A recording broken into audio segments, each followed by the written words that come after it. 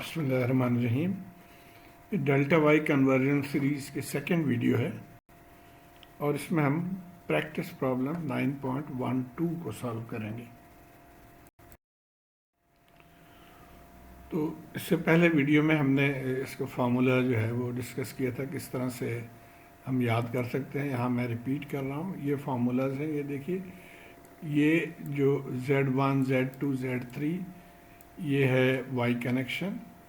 तो वाई का फार्मूला ये इस तरह से है और जो डेल्टा है उसके वैल्यूज़ आप इस तरह से निकाल सकते हैं।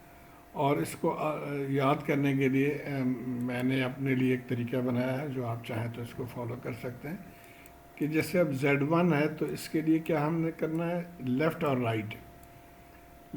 राइट यानी ZB और ZC को हम ऊपर लिखेंगे, जैसे यहाँ पे है ZB और ZC को ऊपर लिखेंगे और नीचे तीनों को यानी ZB, ZC और ZA ये नीचे आ जाएगा। और यही टेक्निक आप S2 के लिए करना है तो ये दोनों ऊपर आ जाएंगे, 3 के लिए करना है तो ये लेफ़्ट राइट उसके ये दोनों ऊपर आ जाएंगे। तो इस तरह से आप Z1, Z2 यानी Y की वैल्यूज़ निकाल सकते हैं।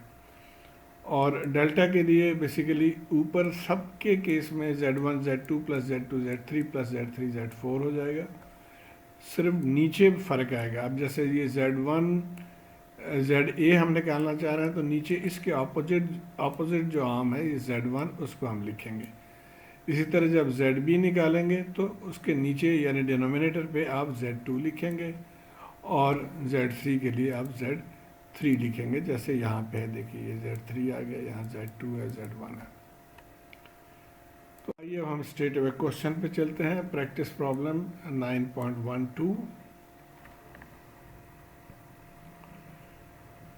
और ये देखिए, यहाँ पे अब आपने डिसाइड करना है कि कौन सी टेक्निक आपने इसमें यूज़ करना है। ये तो डेफिनेटली ये एक डेल्टा कनेक्शन है ऊपर, एक डेल्टा कनेक्शन है नीचे, एक अगर इसको आप देखें तो ये एक स्टार कनेक्शन बनता है या वाई कनेक्शन, और इसी तरह ये भी एक वाई कनेक्शन बनता है।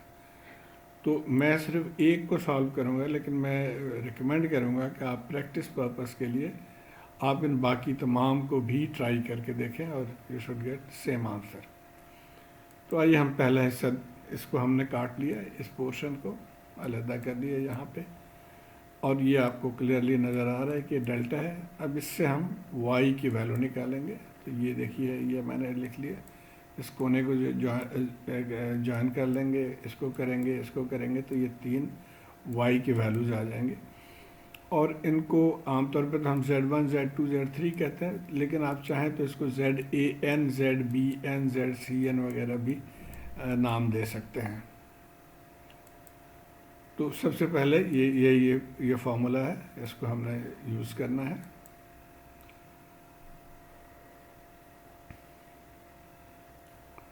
इसी चीज़ को थोड़ा सा रिपीट कर रहे हैं।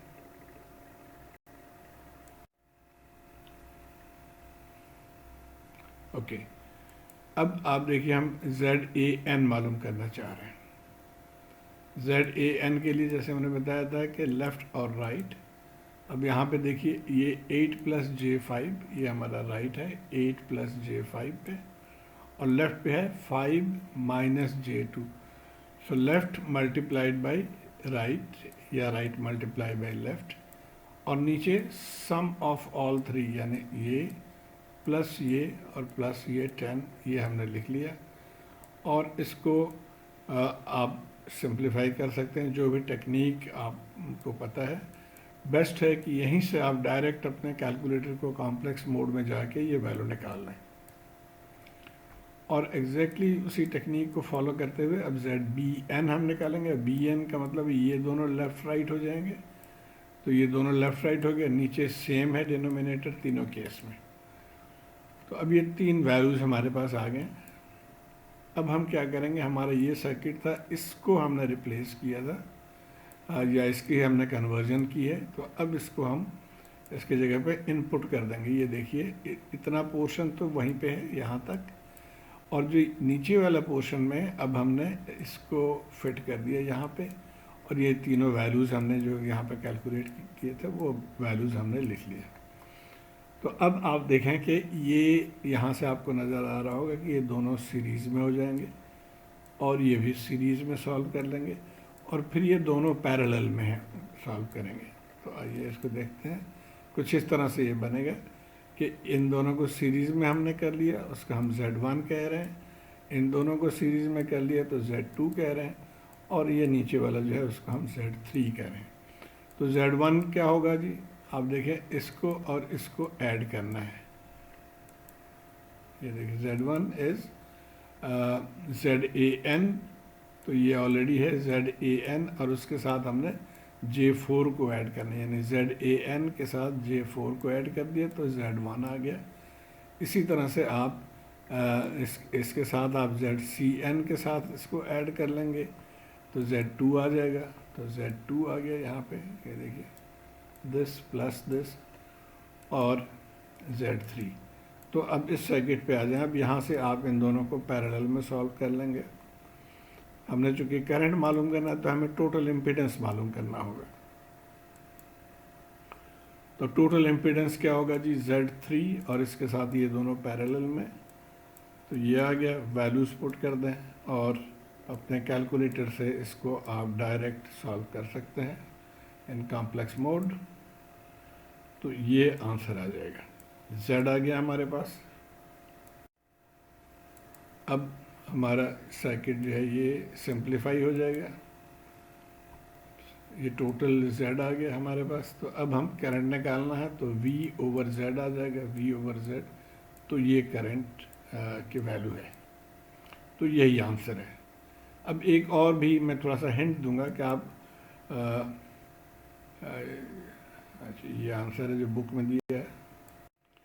अच्छा एक और टेक्निक आपको मैं बता दूं, जैसे मैंने बताया था कि 3-4 तरीके से इसको आप सॉल्व कर सकते हैं। तो हमने यहाँ पे आसानी के लिए नाम दे दिए ताकि हम इसको फॉलो कर सकें कि हम कहाँ से रिमूव कर रहे हैं कितना पोर्शन।